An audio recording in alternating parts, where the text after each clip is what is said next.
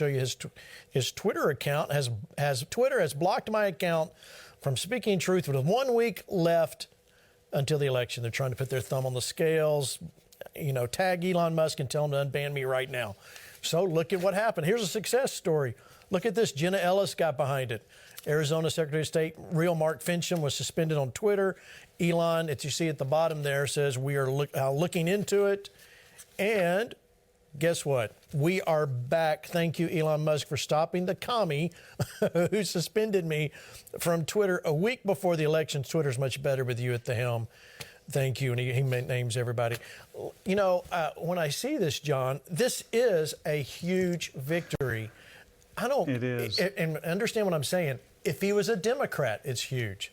The fact that anybody's being suppressed, especially a week before the election, is horrific. Now, we have to be careful. Elon Musk is not a Republican. He's not spouting Republican values, but he is wanting to get, it sure seems by what he's done, let the muzzle be taken off his social media giant Twitter.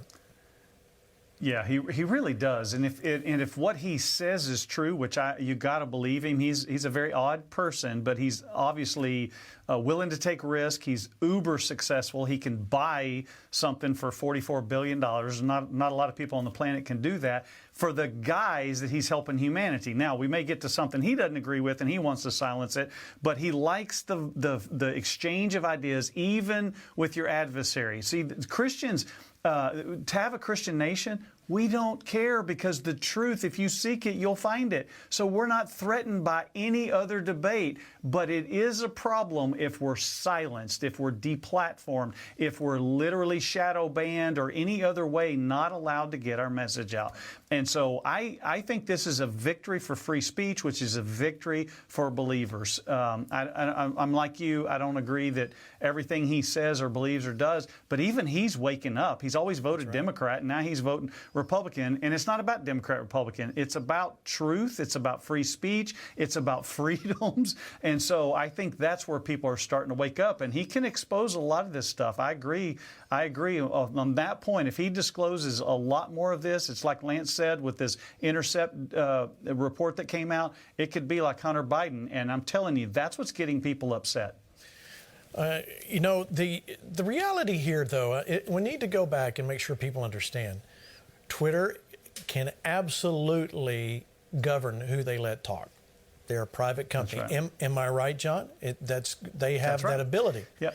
But when you start pulling in working with governmental agencies, now you've changed the rules. You've gone outside that box where you can do it.